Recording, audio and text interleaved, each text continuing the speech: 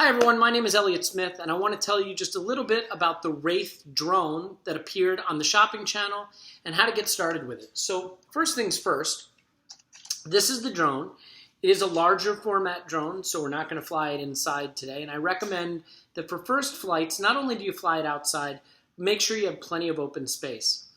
Second of all, you'll notice there are no propeller guards on the drone that I have in my hand.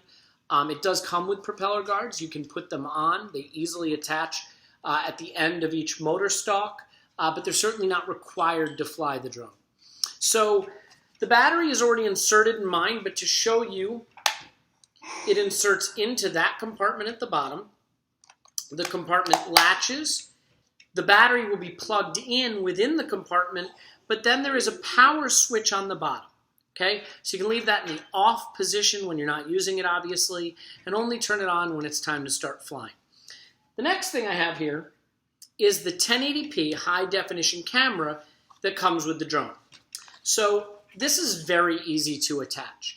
But before you do that, you're going to want to find the micro SD card that came with your drone, or another one if you have it, and it slides into the right side if you're looking at the back of the camera, or the left side if you're looking at the front of the drone. You just push until you hear a click and it's in there, and then to take it out you push again, it will click and eject. Okay, so this is the front of the camera, and you're simply going to line that up with the front of the drone. The front of the drone is where the red propellers are located. I'm going to go underneath the body of the drone, and I'm going to just slide this onto the battery compartment like that, okay? You'll notice one hanging wire from the battery. That wire is going to plug in at the side of the drone. So in it goes. That's going to get plugged in, and it can stay plugged in, and now it's ready to go. So clip it onto the battery compartment, plug in the white plug to the side of the battery compartment there. The camera is tiltable. You can use it like that. And by the way, very easy to remove. Also, you can unplug it, eject it. If for some reason you're not using the camera and you want to maybe add flight time, not using the camera will obviously make the drone a little lighter and use less battery life. So you can extend your battery life if you're not planning on using the camera. Now I want to show you the remote control just really quickly.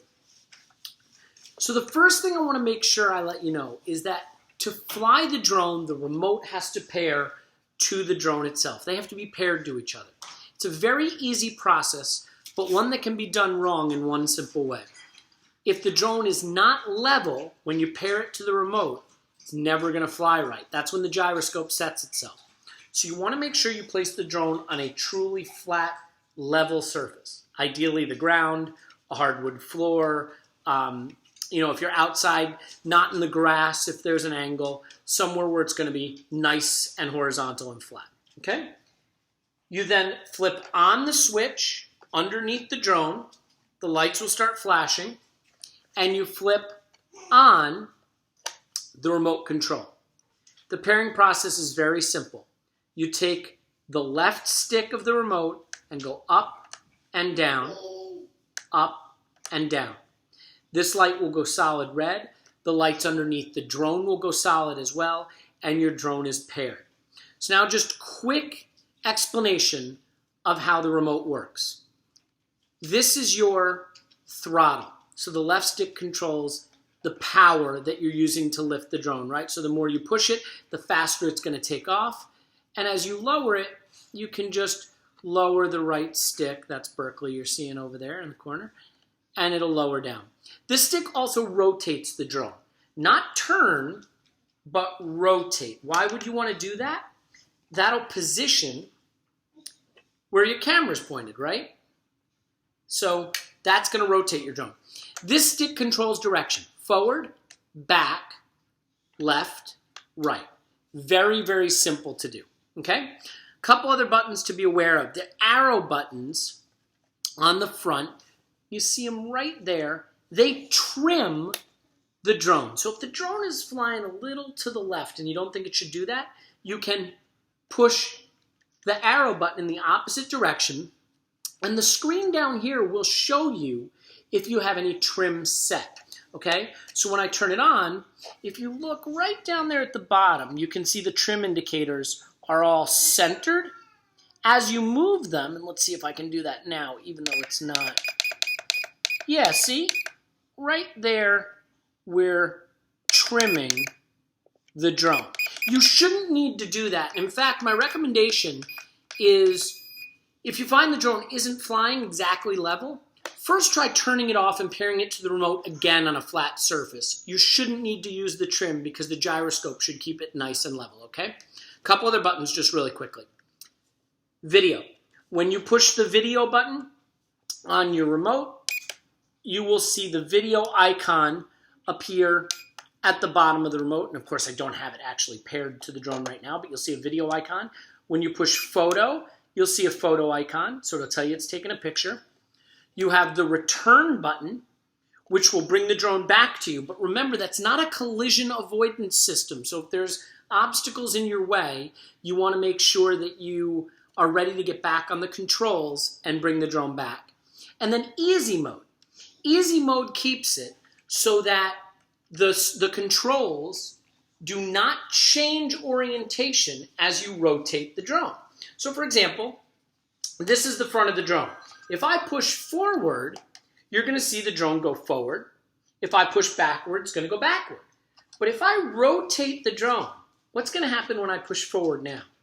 It's actually going to go this way because that's the front of the drone.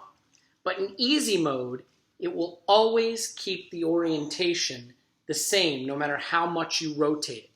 The funny thing is, I don't find that easier because I've been using drones, so you'll just have to decide what's easiest for you. The final buttons I want to point you to are the flip button right here. And to engage a flip, you just push it, you'll hear a beep, and then use the right stick to initiate the flip. So if I push flip and that way, it'll flip left. Flip and that way, it'll do a forward flip. And finally, there's 3 different speed settings. When you push it once, you'll hear a single beep, again 2 beeps, and again 3 beeps. 3 beeps means it's in the fastest speed mode, 1 beep the slowest, and then you have the intermediate. Again, I don't think you should need anything more than the lowest speed setting unless there's a strong breeze or you're really trying to do some racing. But early on, you'll find it easiest to control in the lowest speed setting. When you're done flying it and you land, you can simply turn the remote off, turn the power off, and I recommend taking the battery right out and charging it up so it's ready for your next flight. Remember, you can also take the micro SD card out of your camera and pop that into a smartphone or a tablet if it has a micro SD slot. If it does not have a slot that accommodates that card, no problem. In your box, you've been provided a little red USB stick. It'll go in the USB drive of your computer, for example, and you can put that micro SD card into that stick and put that into just about any computer, which should make it really easy for you to use. So that should cover the basics. There's plenty of information on the website, and you can find some videos online as well. Again, my name's Elliot Smith, and I hope to see you on the shopping channel soon. Enjoy your Wraith drone.